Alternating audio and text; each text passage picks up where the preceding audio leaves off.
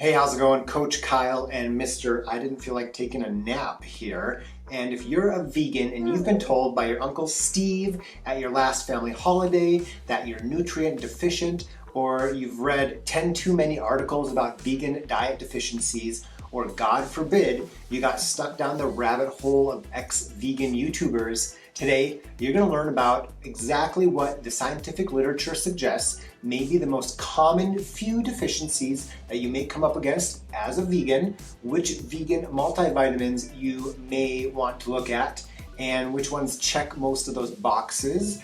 And then I go through some foods that you may want to incorporate into your diet to tackle those deficiencies. So if that sounds like your jam, let's get started.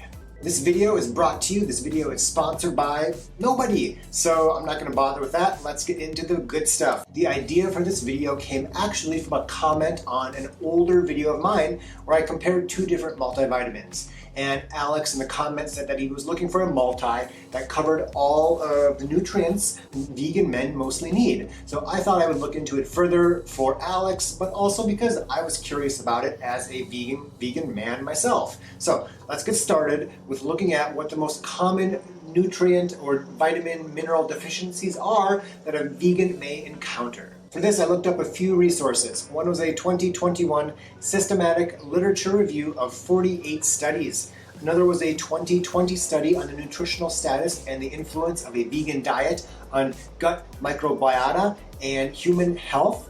And the third was an article from 2016 that aimed to concisely summarize the recent literature examining potential negative consequences of a vegan diet to assist clinicians in their patient conversations. So kind of cool. And finally was a Medical News Today article discussing the topic of how to avoid deficiencies. So I looked at these four resources and I combined them looking at the primary deficiencies they all mentioned to see if I could find a trend. And there were some crossovers. You'll see that among the four articles I looked at, B12, D3, and calcium were all included.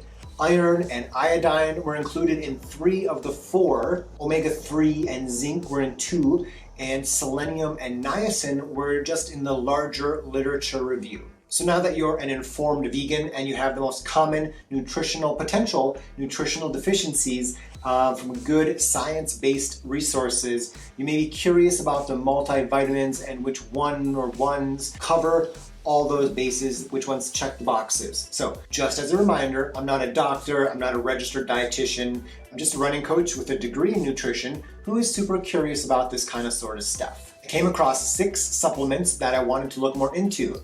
I've taken Future Kind and Hippo 7 before. I currently take Holier, and my wife Desi takes the Ritual Postnatal. Mr. Postnatal.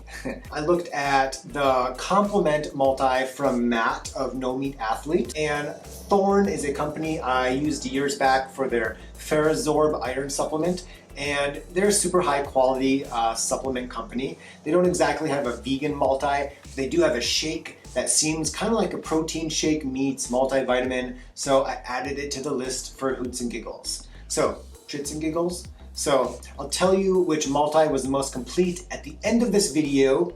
Just kidding, I'm gonna tell you now if you give the video a thumbs up.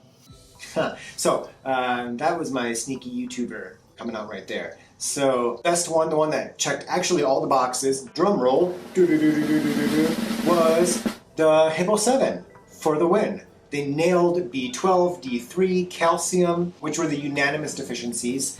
They got all 7 vitamins and minerals that were listed in at least 2 of the resources I looked at, so way to go Hippo 7. But I want to take you on a little dietary adventure called Eat Real Food. And the reason for this, actually, he's eating real food. He loves avocado. Yeah, you love avocado, don't you, bud? So the reason for this, in general, best to get as many vitamins and minerals as you can from whole food plant-based sources. And to keep this video concise, I'll be talking in my next one. I'll go through each potential deficiency along with exactly what foods you should sprinkle into your diet to get them. The reason you want to try to get these nutrients in with food first is because, according to a Harvard Health letter from a Dr. Howard Sesso, he's an epidemiologist at the Harvard-affiliated Brigham and Women's Hospital, he said that vitamins and minerals are most potent when they come from food. In food, they are accompanied by many other beneficial nutrients, including carotenoids, flavonoids, minerals, antioxidants, and those all aren't common in supplements. Plus, food tastes better and oftentimes it's less expensive. So if you want to watch the video where I go through the deficiencies and the foods, you can check it out right here.